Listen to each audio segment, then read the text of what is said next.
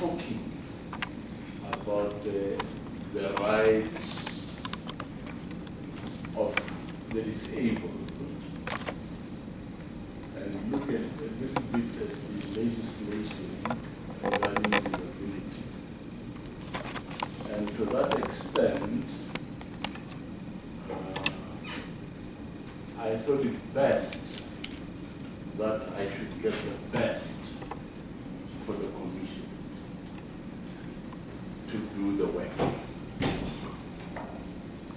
I'm having here with me Professor Michael Stein. He's from the Harvard University. And he has done extensive, he's a specialist in disability. And that's why I had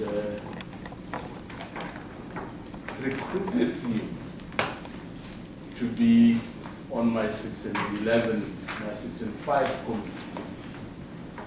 What will you don't have Section 11? Section 11, Section 5.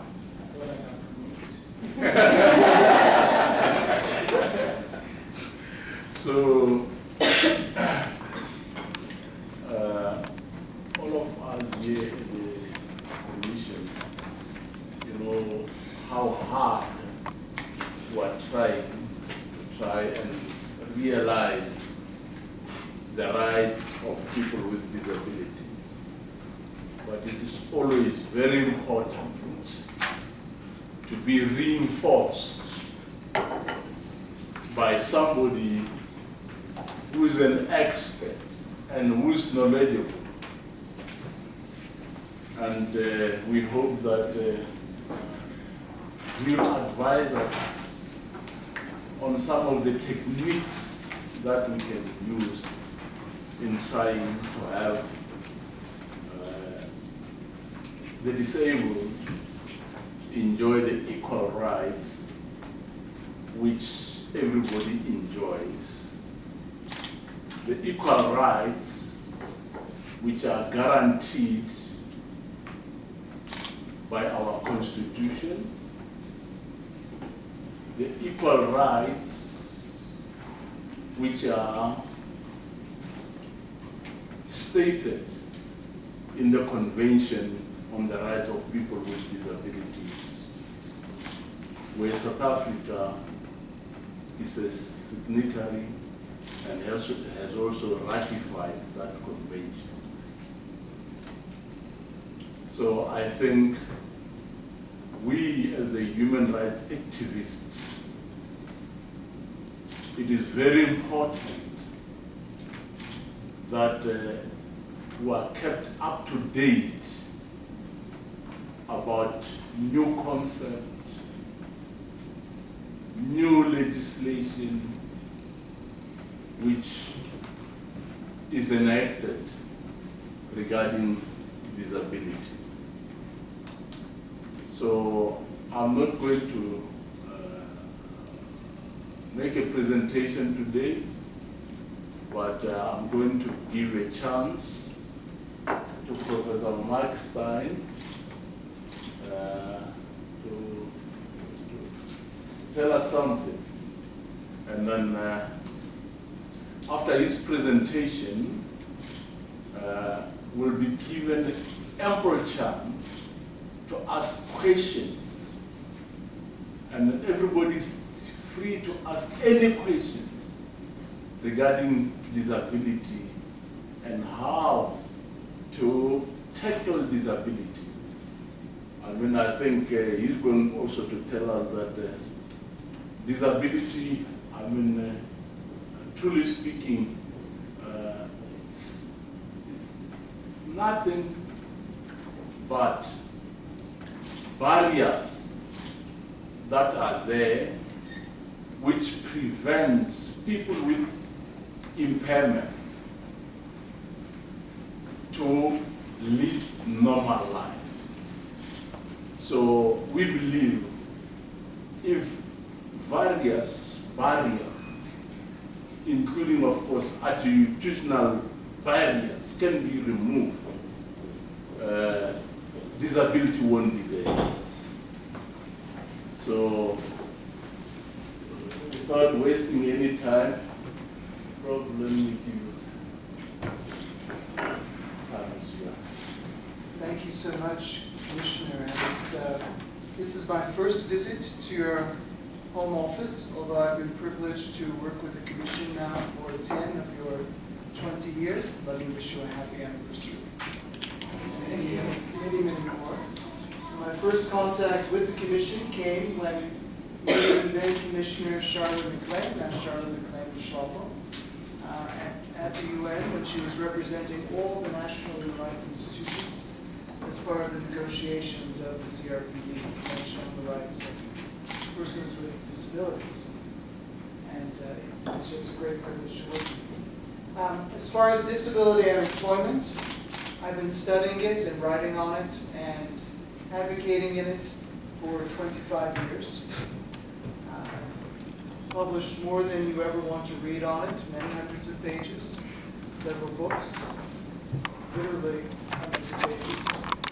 And I will let you in on a little secret, which is there is no magic answer to disability and employment. And I have been studying it globally for 25 years. There's some good practices that we can look at.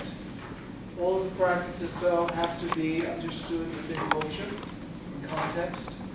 It would be empirical and colonial and wrong and silly to say this works in the US, so let's work on it in Botswana, or this is a great policy from Canada, so let's see how it goes in Nigeria. Everything has to be looked at within context, but certain things are global and we can say are universal, for better or worse. For one thing, in this toolkit, which I was very privileged to review last year, and parts of which are based on some work that we were happy to do, both in my capacity as an extraordinary professor at Pretoria, and previously with your Commission's office in Cape Town, roughly 10 years ago, 8 years ago. It cites the 0.9% economically active persons with disabilities, as far as the percentage that are active. And then it cites a very larger amount of those without disabilities. This is the case in every single country in which accurate data is being kept about disability and employment, that there is a wide gap between the disabled population and the non-disabled population. And that doesn't matter whether it's Nicaragua or the US or Great Britain, there is a significant gap in every single country. And that's true. And that's a problem that, again, the ILO, International Labor Organization, and others have been thinking about for many years, putting in various programs. We have some best practices that work, but no one has managed to really close that gap. Your Employment Equity Act, which is modeled after the Canadian Employment Equity Act, and you know the history of that? Yes, no? Oh, okay, let's start with a fun story. So many years ago, there was a family court judge named Rosalie Abella in Canada, and family court tends to be the lowest level of the federal courts. You know, people don't pay much attention, they don't care about families, domestic violence, adoptions is very low on the list of what the government seemed to prioritize. And so the government of Canada decided they needed to think about employment equity, and they wanted to have a judge run this commission. So they appointed then Judge Abella to run this. They gave her at that point $1 million Canadian to do a year-long study all across Canada. And the focus groups were Indigenous, Blacks, as they call them, women, and persons with disabilities, and to look at the gap in employment and what could be done with it. To put this into context, they gave her no support. She had no assistance. She had a budget that covered everything, including herself. At that time, Canada was doing an internal review on hockey, the ice hockey game.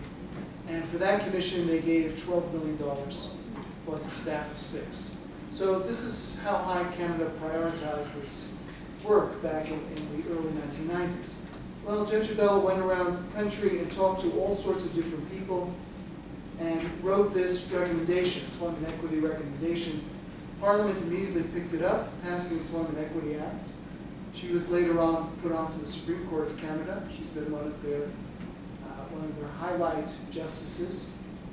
This Employment Equity Act was then adopted by many countries, including South Africa, in slightly different form, Northern Ireland, and I'll wave to you down there and ask you if you see Bryce around. Now and again, yes. Tell him I said hello. Northern Ireland, Australia, which then later backed down a bit, New Zealand, etc. So this has a very strong lineage, and the lineage is looking at the way that the private sector and also the public sector, which we can't forget, but the private sector is not doing its job at having a representative amount of persons from various populations in the workforce. And in Canada, the monitoring is slightly different, and I'll start with that, because I know you've got your toolkit and you're thinking about it. In Canada, it's the Human Rights Commission that's tasked with doing the monitoring. And what the Human Rights Commission does is it, through a lottery, will go and do site visits with corporations, sit down, get their data, go over it, look at the data and how many people from these various 4 groups are in the workplace, what their policies are to recruit, retain, promote, because it's not just getting them in, which is a big deal, but also retaining them, promoting them so that there isn't a glass ceiling, and then makes recommendations, and then comes back several years later to see how they're doing. That's the model that was set up in Canada. It was not imported here with your Employment Equity Act, but the 4 groups were imported here. The idea of reasonable accommodation was put right into your statute. Your statute is very interesting because the reasonable accommodation applies not only to people with disabilities, but also to the other groups. So an interesting way of actually applying. So in every country around the world, there are these gaps in employment. Every country is trying to figure it out. No one has quite figured it out, and I've said I've written way too much about it. Since we are within former Commonwealth and that, the idea of people with disabilities, what governs a lot of the thinking has to do with stigma, stereotypes, and cultural norms. So a lot of this, I have fun with this because my PhD is from England. It's in 19th century England. If you see something wrong in a Commonwealth country, you can usually look back to good old New England for the origin. And I say that lovingly, but it's true. So back in the 19th century in England, as they were revising their poor laws, how you dealt with people who didn't have income, how you supported them, they decided that there would be an in and out, a binary. So either you were able-bodied, in which case you were put in the workhouse, and there they made life as difficult for you as possible so you would have an incentive to get out of the workhouse and get whatever work you could.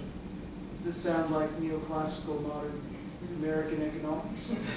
It should, because it's descended from it directly. If we did it intellectually, it would be Jeremy Bentham, or Mills to Bentham to the founding fathers.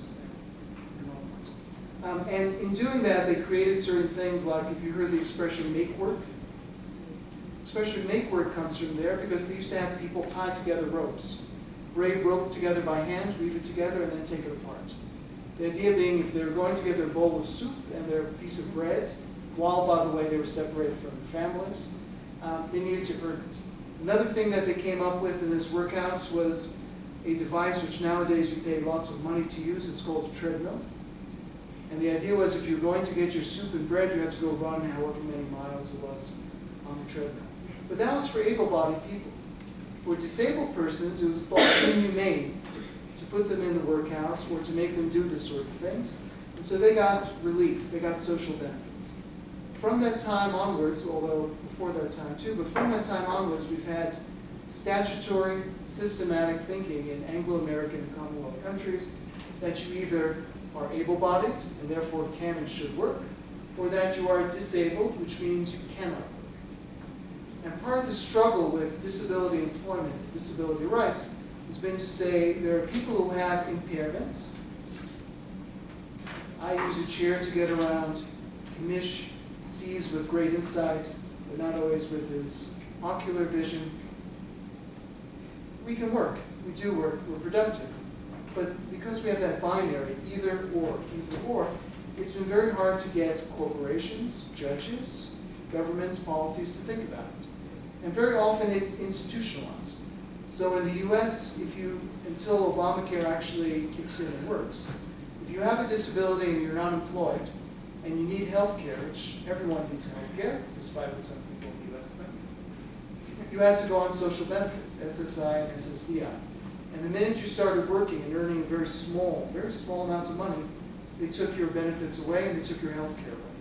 So again, not only was it able-bodied, disabled, work, no work, it was you either don't work and get health care, or you go to work and you lose all your health care. So we've created these statutory institutional schemes where it makes it exceptionally hard for people with disabilities to work.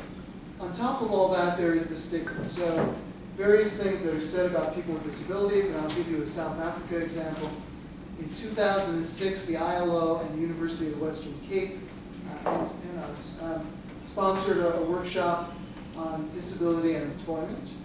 That's where we rolled out the early version of the South Africa's toolkit, not the one that you have here, but a different slideshow. And one of the people who showed up was Business Unity South Africa, which is right and good. You should have USA there. You also have the Trade Unions Congress, which was a smart idea and the right way to do it. And USA didn't send one of their officers, they sent a paid consultant. And he was sitting there in a room with about 300 disability rights advocates, academics, etc. And he got up and he said, look, there's the Constitution, there's the CRPD, there are all these legal instruments that says we have to hire people with disabilities. But let's be honest, they're less efficient, they get sick more often, they don't come into work as much, they're not as able to produce work, they're not as well educated. Yes, there's what, 3,000 kids on the list trying to get into schools in South Africa? Special education is publicized by Parliament. There's a reason why people with disabilities are less educated. Okay. Anyway, but we're going to obey the law, and even though it's a cost to us and we think it's a shame, we're going to do it. And some law professor in the back, everyone was looking at me. They didn't even ask me if I wanted to ask a question. They called on me, and I said, well, you know, everything you've said about this, all the stigma, all the ideas, I said, it's great that you've put it forward, but many employers think these things. Many employers act on these things. Many human resource managers, consciously or not, are making their decisions based on these stereotypes, but you're brave enough to say it out loud. So that's good. And it seems to me like this is exactly the sort of organization that we should be having dialogue with. You're being open. You know, you say you don't like it, so we can talk about the business case, we can talk about the workplace environment, we can talk about lots of other things, but at least you're there. So why don't we have a dialogue and talk about that? He said, absolutely. And that was the last time I had contact with Business Unity South Africa. So a public proclamation following emails, not only from me, but from the ILO, never replied to. That was the end of that dialogue. But these stereotypes are very powerful. To put it into context, think about this from the employer's perspective. Everything is about rational economic increase of profits, allegedly, and everything is supposed to be profit maximization. If you are in a country where smoking is not permitted indoors, then those of you who have nicotine breaks spend about, on average, they say 7 to 10 minutes, anywhere from 3 to 6 times a day going out of doors to smoke. That's considered normal, part of the cost of doing business.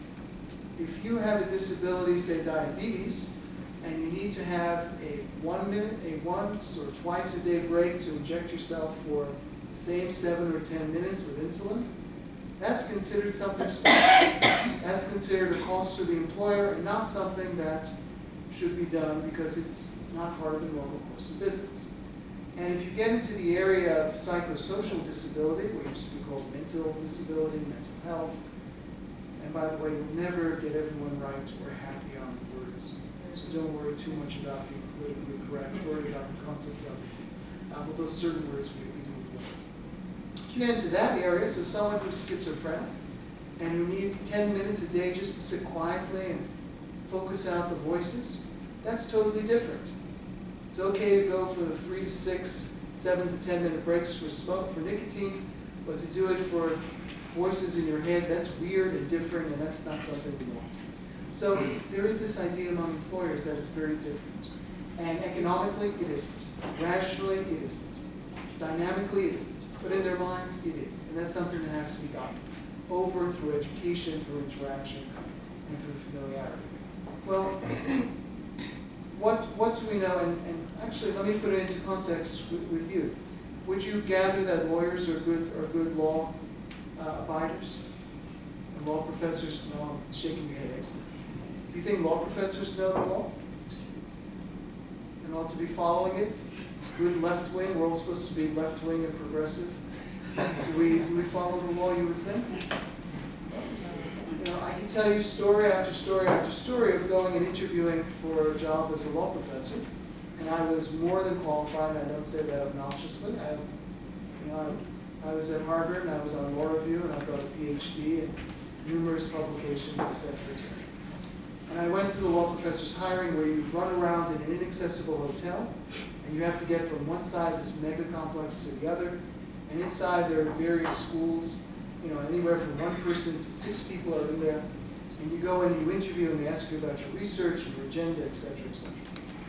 And all my mentors, my whole life, except for much later in life when I found some outside of law, but within law, there were no people with disabilities. And there were no one to mentor me and tell me what it was like.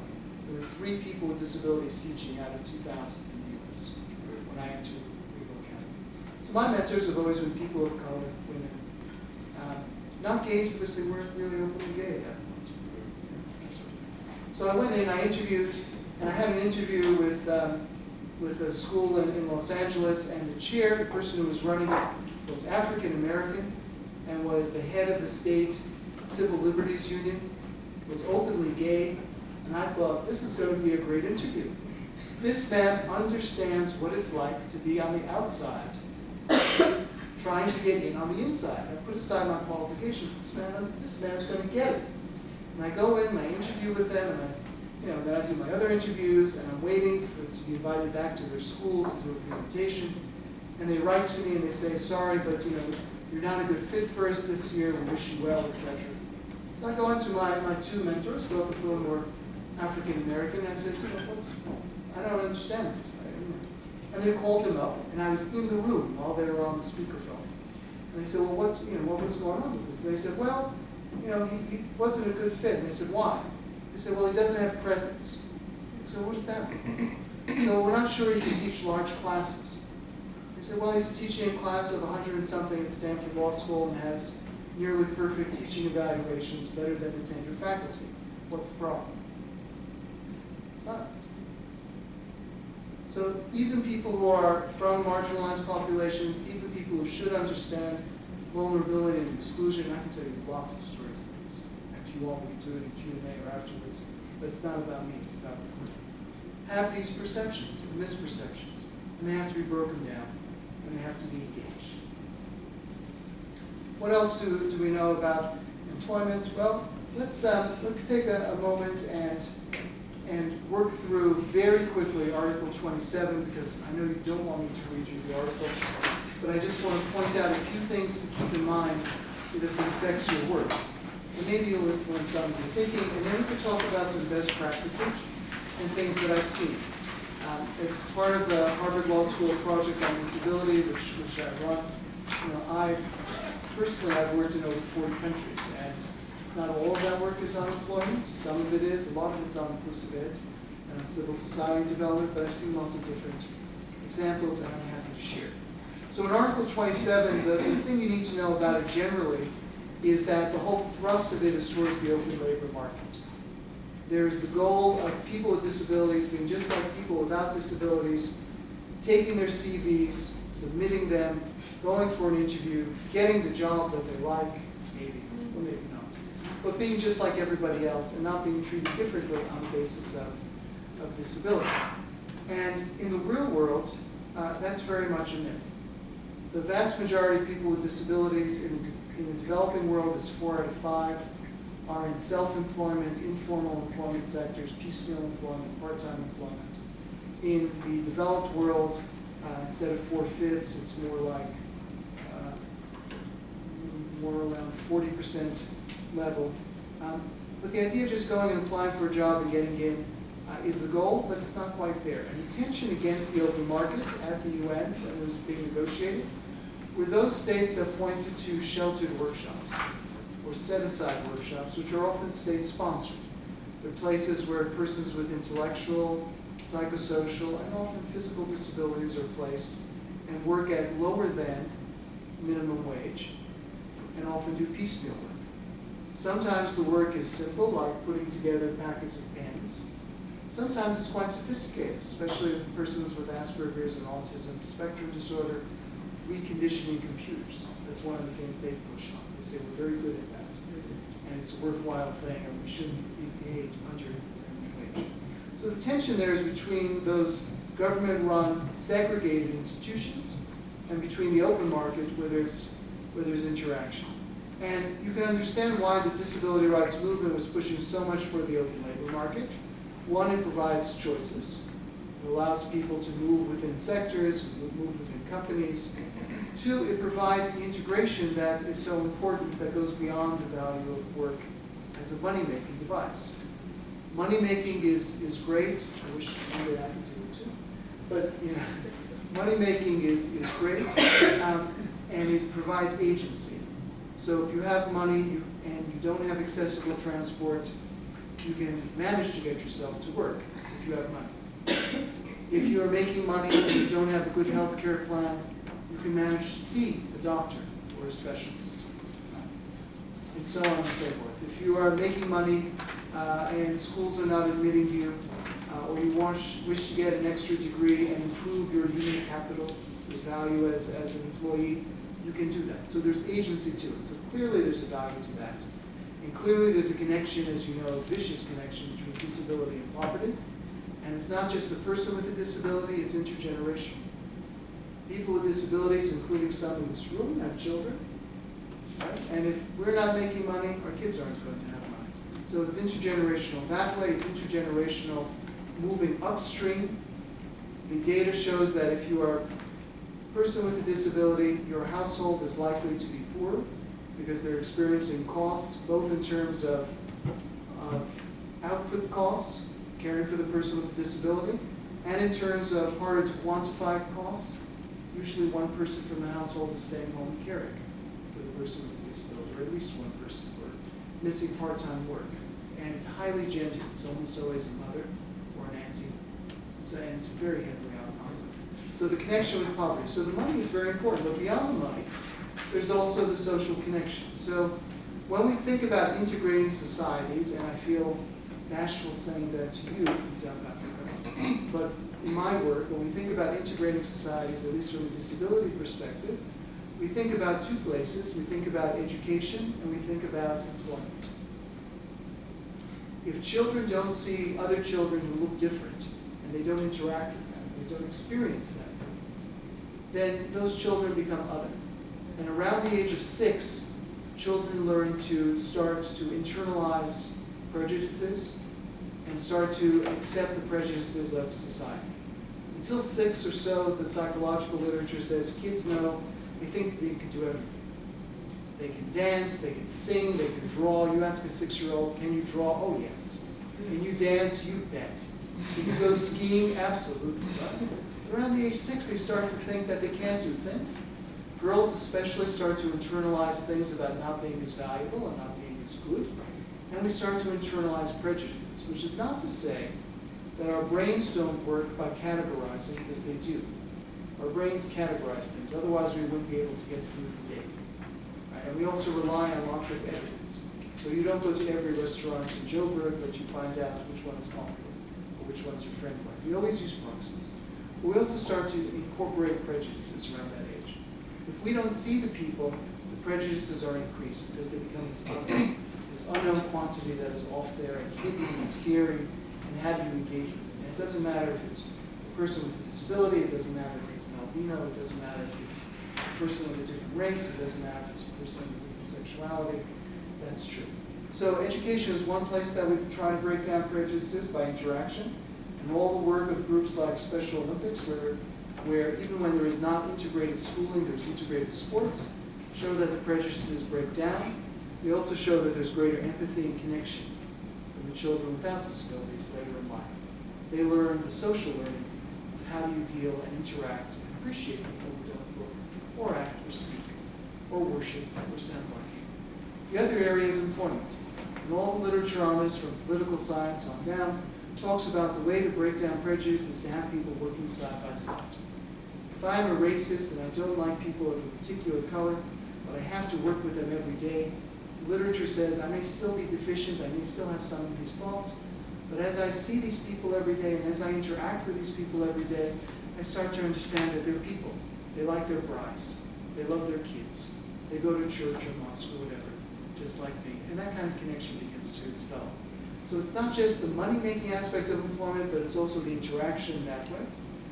It's also the place to go. Employment gives people a sense of worth, a sense of dignity, a sense of contributing to something that is larger than themselves, a sense of being part of a larger organization, a way of interacting and making friends that aren't there.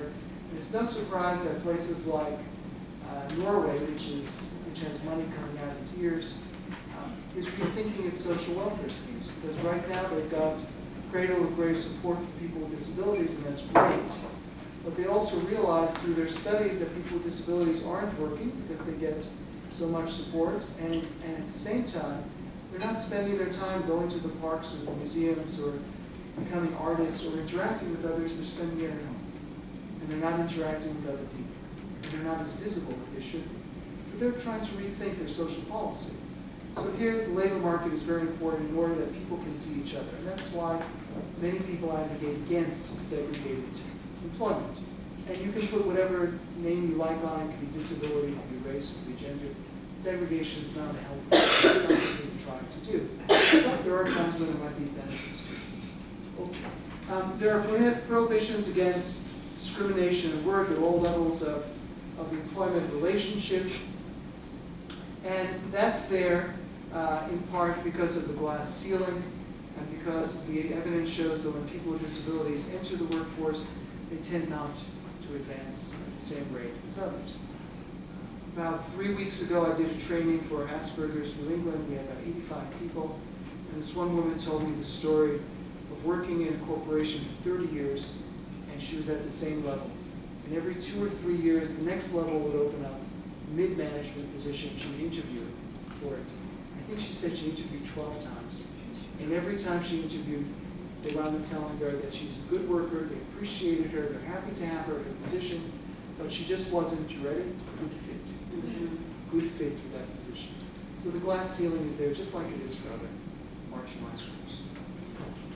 The next one has to do with protections on an equal basis of others to just remuneration, freedom from harassment, and so do some things later on. The reason that's there is for several causes. One is the right-of-centered labor economists in pretty much every country where disability-protected legislation has come out has made the argument that the real way to get disabled people into a job is to have them work for less. The reason being that they're less productive, they're worth less, and if they come in and work at 2/3 or 3/4 or whatever it is, employers will want to do that because they'll be paying equal pay for equal worth. Now stop a second and think about what that says about women who are earning somewhere around 2/3 of what men earn, or other groups who are disproportionately equal. It's a very problematic argument, but it's one that's been made. And it's one that's influenced things like in the US, we had a waiver for 30-something years of minimum wage laws for people with disabilities working in these sheltered workshops. So even if you were a high-functioning Asperger's, as they're called, putting together computers, and you were working in this place, you were being paid less, being paid under minimum wage. So it's there. The reason it's there is also that the ILO and some countries thought that they wanted to continue with some of these segregated workplaces. And therefore, as a response to the disability groups and the states that were worried about exploitation, they put in this list of protections. Now, we can't talk about it more during Q&A, but there is some benefit and there are some ways that special workshops, I use the word special guardedly because sometimes it's used derisively for people with disabilities, but special workshops can be of benefit. Sometimes they're more like daycare centers. Sometimes it's a place where people with disabilities go and create art and then try to sell it. And they almost never sell it. But they're given $1 a day or something, just so they have dignity and just so they have bus fare to go back and forth. There are some benefits, but very limited. But we can talk about that. There's the representation of unions in subsection C. Here, the Trade Unions Congress, at least 10 years ago, was very open and very supportive of people with disabilities in the workplace, but that's not always the case. Most unions have a seniority system, and the seniority system queues you up based on seniority. If you have studied employment discrimination or litigated it, you realize that if your society is not inclusive and fair, then the people who are at the top of the seniority system are often the white, male, married, Christian, whatever it is that's mainstream in your country, people in power. And that people who are out of power are the ones lower down in seniority because they've come in last. If you have a disability, you're likely also to be down there lower. And one of the things that we think about with reasonable accommodation is movement within the workplace. Job transition, job reallocation, job shifting. And so there's a very strong conflict in different countries among the judges as to whether job relocation that gets you to jump the queue. When you're jumping the queue not only because of your disability, it's a better fit for you to be in the office than it is to be a baggage handler. Or it's a better fit for you, or because you've been so low for so long because your firm didn't hire anyone with a disability for so long. Is it equitable to change the seniority system? Unions don't like it. Their bread and butter is seniority. So sometimes they push back against it. The informal sector, again, is a very big one. 4/5 of people in developing countries with disabilities are in the informal sector, self-employment, entrepreneurship, developments of cooperatives operating out of their homes or businesses. Microfinance is a new initiative. For many years, it excluded persons with disabilities. There were pilot programs in the mid-2000s in Uganda that Roy Mercer from Norway was studying. Recently, that's changed a little bit. I was working with Axion, which is the world's largest microfinance bank. Now they've got pilot programs in India, Paraguay, and one other country that I can't remember, with persons with disabilities. So microfinance is where you give someone a small amount of money with a small amount of interest, and they go off and create their own business. It works because of one of the things we say within the disability community: people with disabilities are problem solvers. Every day of our lives, just getting around, we have to solve problems. How do you get into the building? How do you read the document? How do you interact with someone if your signer isn't there and you're deaf? So we're all problem solvers, and that's why some of us are very good at being entrepreneurs. But the microfinance people, just to be bluntly honest, it was a long haul, because for many years they didn't include women or indigenous groups. They said, oh, you can't trust those people. They're not going to pay it back. They're not the same as good solid men. Not as good a credit risk. And it's nothing personal. It's purely empirical, purely scientific. They're not as good credit. Well, how do you know? Well, because you haven't been giving them credit, so they therefore can't be as good. That circular logic, by the way, dominates a lot of the employment economics. And then they started including indigenous persons and started including women, and they found out that they're not only as good, but even at times better. And now with disability, they said, well, we want to do a study, we want to do a pilot project, so they've changed their policies, but they're not kicking in full force until 2021, because they're running these pilot projects first to make the business case. I mention that because it's not only in employment, but it's across the field of disability rights that disability is left last in line. In the civil rights, human rights parade, disability is somewhere left in line, unless you happen to be from LGBTQ and be from certain countries, in which case you're last in line. But for some reason, disability has been left behind on all these initiatives with race and gender. And the progress among, when it's disability, race, and gender, the progress of the other two groups is much faster than on the disability sector. We still hold back on that. The next one is employing people with disabilities in the public sector, and as you know, you have a quota here, which you're failing to keep. Many countries have quotas in the public sector and in the private sector. We'll get to the private in a minute. And sometimes they fail to keep them too. So Cyprus, right before their economic crash, decided that 10% of all public employees would have disabilities. Because they were looking at the old WHO, 10%, and said it's only fair to have 10%. That has failed because of lots of reasons. Right now in the US, at the Equal Employment Opportunity Commission, which monitors employment discrimination, takes complaints, brings cases, there is a rule out for public comment, which will be next month. If it passes public comment, it will be issued as a rule by the EEOC that 15% of all employees in federal agencies in the US have to have a disability. And they were basing it on the WHO World Bank study of 2011. Global population 2011 is 15%. US census of 7.5%, which raised it from the rubbish number of 4 to 6. I'm sorry, any statistic that says 4 to 6 is rubbish, it's meaningless. There is no, that variation is not 2%. 4 to 6, that's a rubbish number. Your 7.5% with due respect is also rubbish. You haven't included persons with psychosocial disabilities or intellectual disabilities. But you're not alone. Nigeria claims 3%. China, through the years, has declared 6.3%, never a variation. If you want to ask afterwards, I can tell you funny stories about that. But they've put in 15%. In the US, from the time of the Rehab Act in 1975, we've had an affirmative action duty to hire people with disabilities in the federal government. It reached an interim high in the last years of the Clinton presidency. It reached an all-time low in the last year of the Bush presidency, Bush 2. It is now at an all-time high above that of the Clinton presidency. And here's the reason why. When Obama took over office, and though we have not ratified the CRPD, he's done some things that have been required by the CRPD. We have disability point people in the State Department, and USAID, and the Labor Department, and the employment area, and in federal emergency management, and so on and so forth, who oversee trying to integrate a mainstream disability in each of those agencies. And they created a resume pool. Well, and those, by the way, are people with visible disabilities who are quite common positions. And they created a resume pool. We had a resume pool at one point of 35,000 people with disabilities. And the government executive order was, you look at that pool first and see if there's anyone qualified to be hired.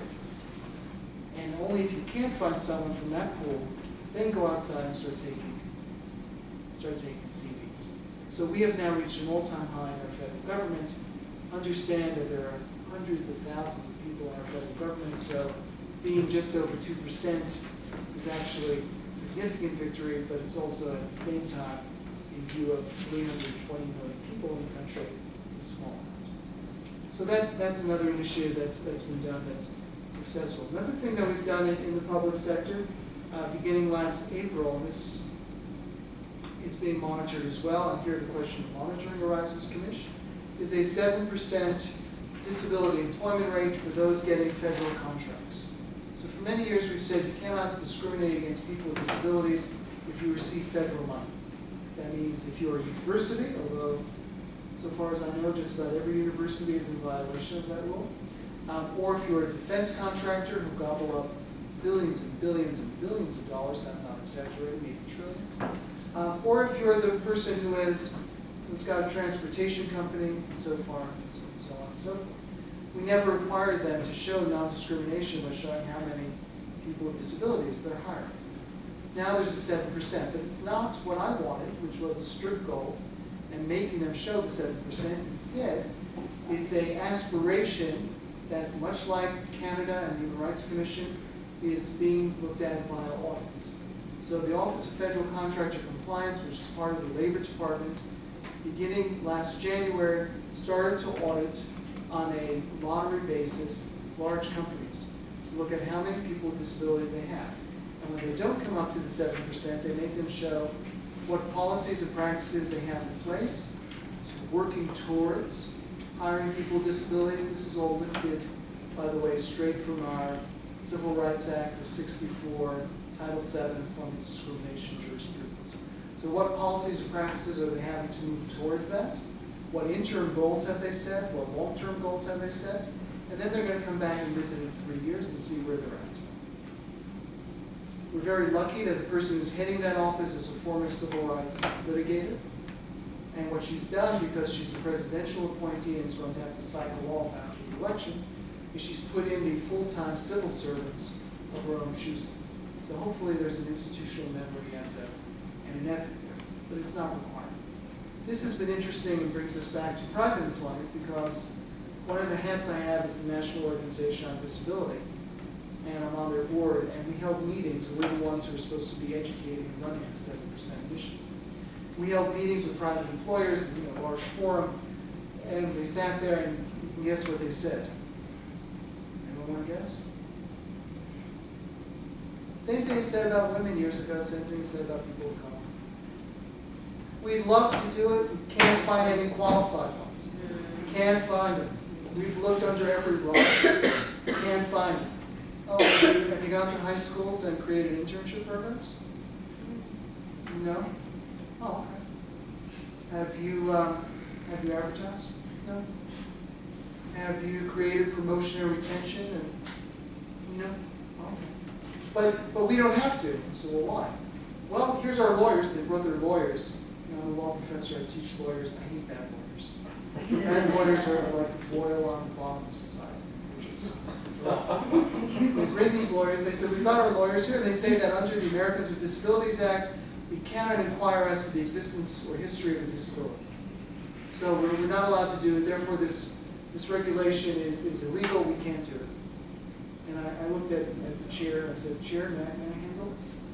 He said, sure. I said, okay. So I got it. I introduced myself. I said, are your lawyers here? They said, yes, they're sitting in the back. I said, how much do you pay your lawyers? Silence. I said, well, when I was a Wall Street lawyer, I didn't get the money, but we used to bill about $800 an hour. Is that what you're paying your high-profile lawyers? Silence. I said, here's a bit of free legal advice, and you can use the money you'd have to pay me to do some good and hire people with disabilities. What if you put a very large advert in the Washington Post or the New York Times or the Cleveland Fair Dealer or whatever that said, huge defense contractor with billions of dollars in contracts is looking to hire 35,000 people, which is true. And we are under a federal obligation to hire people with disabilities. If you are qualified, because no one wants unqualified workers, if you are qualified and have a disability, we encourage you to apply.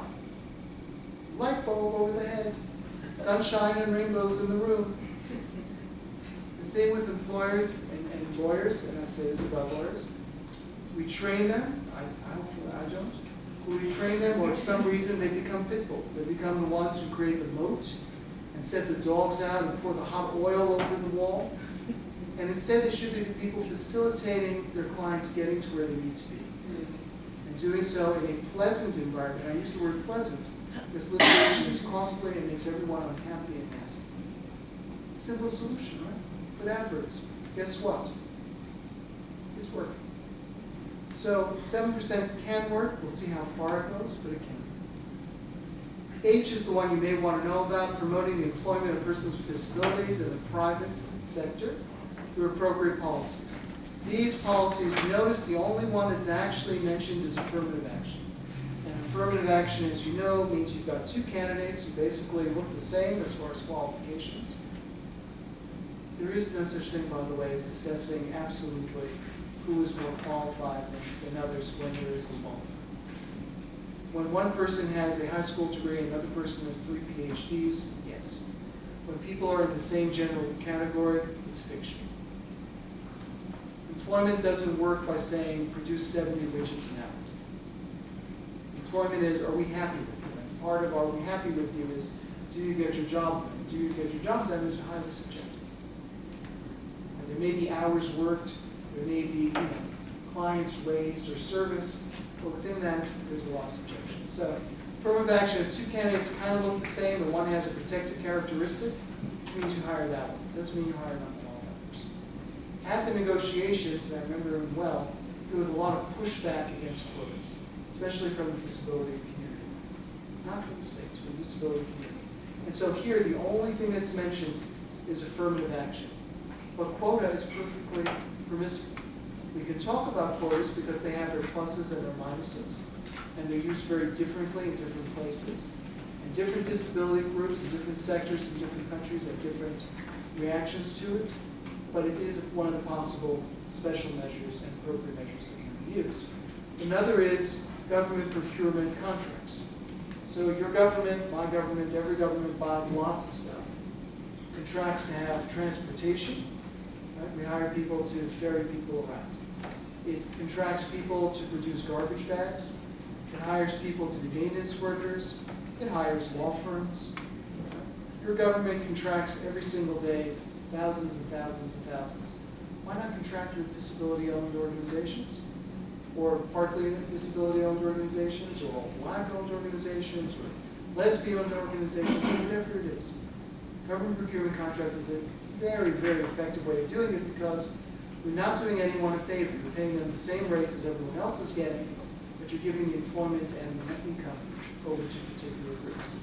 And Chris McCrudden, who taught for many years at Oxford and is now at Belfast, wrote a 780-page book. Chris is a brilliant, wonderful, charming, lovely man who works on human rights. He wrote a book that's 790 pages on government procurement contracts as the best way of achieving human rights. And I think he's right. I mean, I don't know if I'd put it the best, but he's right. It's a vehicle for achieving human rights, and it's underutilized. Tax credits have a varied history in different states. In the U.S., we have tax credits that far exceed the cost of any accommodations, and they're not used because it goes back to the employment, the idea of human resource managers. The next one talks about reasonable accommodation, and it's interesting that it's put all the way down there in little sub-I. It does appear earlier in the convention under equality and non-discrimination, but reasonable accommodation has been one of the most effective ways of ensuring that people with disabilities remain in the workplace and flourish. The idea is you make some sort of a modification to the way that the workplace works. So if Commissioner and I are working at a place, and he's tall and handsome, maybe he does the shelving in pick and pay. We're both in pick and pay now, we promote it. So the Commissioner's going to do the shelving because I can't reach the shelves, the high shelves, and maybe I'll do the register work if they don't have Braille on the keys. So a reasonable accommodation. We just kind of think about how to redo the workplace, and there's lots and lots of clever ways of doing it that have other means, but reasonable accommodation. But it's mentioned here again, work experience in the open labor market, that's internships. One of the best things we've found is internships. And again, it's done in different countries, different ways because of laws, etc. In Kenya, there's a DPO, physically disabled persons who train these people people like themselves to be office workers and to do basic word processing, etc. And they work with corporations and they place them in the corporations as unpaid interns for 3 months. And at any point during the 3 months, the employer can say, sorry, this isn't working out. The person is let go, there's no penalty, and that's it. But if they go through the 3 months and they're hired, they get back pay for all the 3 months, and then they're hired to a permanent position. They claim they have a 65% replacement rate. It's a small sample size, right? They're doing about 30 people a year, small sample size. But it's just to show that there are ideas that work in different contexts in different countries. That scheme would not work in many other places, but there are different ways of doing it. Internships is great. Transitions to work, which often involve internships, has been shown to be enormously effective. Get the kids while they're in their last year of high school. Get them to be part-time in a company. Let them learn what it is to have to get up every day and get dressed and look presentable and show up on time and be there and interact with people who are supervising and who are acting in a professional manner. And lo and behold, there's a high rate of success there as well. Some people need support in internships, and there you need state support. So some people need job coaches. Some people need to have review. Some things that seem to work. And then finally, to talk about slavery, because in places like China on a regular basis, you find out that people with various disabilities, including intellectual and others, are basically held in slavery and doing everything from creating bricks to acting as sexual slaves. And that's something nobody wants from any human rights perspective. It's interesting that we put it under the labor one, but there we go. So what do we know about efforts, and what do we know about ideas of how to implement these things? One is that the efforts generally fall into two categories, top-down and bottom-up. and then sideways from the government to the commission. So top-down initiatives include the ones that, NOD, National Organization on Disability. There it is that you're engaging large corporations and saying, we want to teach you how to change your culture. We want to teach you how to change the way that the workplace works. We've been doing that, the organization's been doing that for 30 years. I've been with them for about 7 years. And there they use an interesting idea because accountability is always key. Always accountability is key. We call it the employment tracker. So of those, now we've got 60 of the 500, the Fortune 500 companies. They have, it's not released to the public, although there is no such thing as privacy anymore, so eventually it will be out there. They have an employment tracker. The 60 companies are put in an index from top to bottom, just like the UNDP. How many people with disabilities, what percentage do they have, and how have they improved? And the reason that's useful is because the important business people like CEO Malache and and Assistant Vice President Deputy Stein from a different company will go to lunch together, and I'll say, Commish, I see that your company is ahead of ours on the index. That pisses me off. We care more about disabled people than you do. I'm going to go back and talk to my human resource person. I mean, they compete with each other. Companies compete with each other, especially if they think they've got a bargain. Look at that. We've got employees who actually want to stay here. Most of the time, the sad truth is the disabled employees don't move because they don't have the options. And most of the time, the sad truth is their illness rates and their retention rates are higher because they're scared of losing their jobs. And Commish can speak for himself, but I've always had to be better than everyone else. I've always had to produce more than everyone else, and I've always known I can never be sick. If I have a common cold, it's because of disability. It's not because it's common. I can't be sick. If anything happens to me, it's all because of disability, even though it's not related at all. I always do that. So, they compete with each other to do it. So that's top down, how you change the culture. Bottom up is, say, another NGO, an NGO that I work with called JobPath, where they take the person, they take people with disabilities, various disabilities. They have relationships with a certain number of companies. They assess the person with a disability and figure out what do they need to fit into the workplace, to fit into certain jobs. And they liaise with these companies, and sometimes they provide, through state support, job coaches or other sorts of accommodations. Sometimes they help the companies rethink their workplace, as in job bundling. Have you ever heard that expression? So all of you are the exact same category worker within a huge corporation, and you have 10 job essential duties. One of them, out of the 10, happens to be something that a person with some form of disability, even severe intellectual disability, can do. So we're going to take that one thing off of each of your jobs and ask you to be more productive in the 9 other things. And we give that one thing over to the person with a disability, and that creates the job for her or him. That's called job bundling. And to be, again, blunt, it's usually the thing that people don't like doing, like mailing, sending out the post, or or whatever it is. And so people don't object to, one, they don't object to losing that as something that they do. They're trading that for something they like better. 2, they feel good that there's a person with a disability working in a place. And however much we don't like pity or paternalism or charity, and we like justice, and that's different. If it improves the work environment, makes everyone happy to have that person, I pay for 1/10 of his job. It's not true, that's what they're thinking. Job bundling. So that's another way of doing it, bottom up. And now it's being replicated at various other NGOs. So some questions about accountability. Accountability, we've found, is something that has to be there. I know that sounds facile and not very insightful, but there has to be accountability. We find that if you interview the CEOs of large corporations and you ask them, it doesn't have to be disability, fill in the group. Do you want to have more women here? Do you want to have more people with disabilities? Oh yes, and they'll say lots of public statements about it, and they may even mean it. In fact, I'd like to give them the benefit of the doubt that they do mean it. But something happens between the CEO's pronouncement and then, he or she goes back to having expensive lunches. And what happens when it trickles down to the human resource manager and the actual point of hiring? Because something happens in that black box where they're thinking, I've got 3 spots.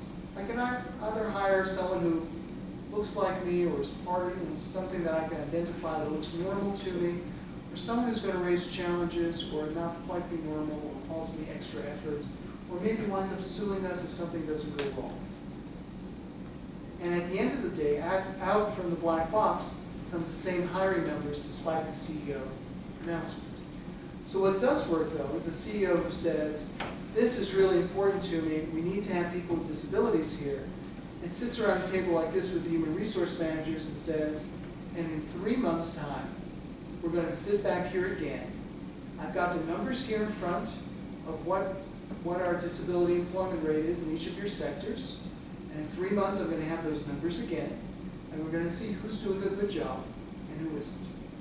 Or 6 months, or 9 months, or whatever. Unless there's accountability where the CEO says, and part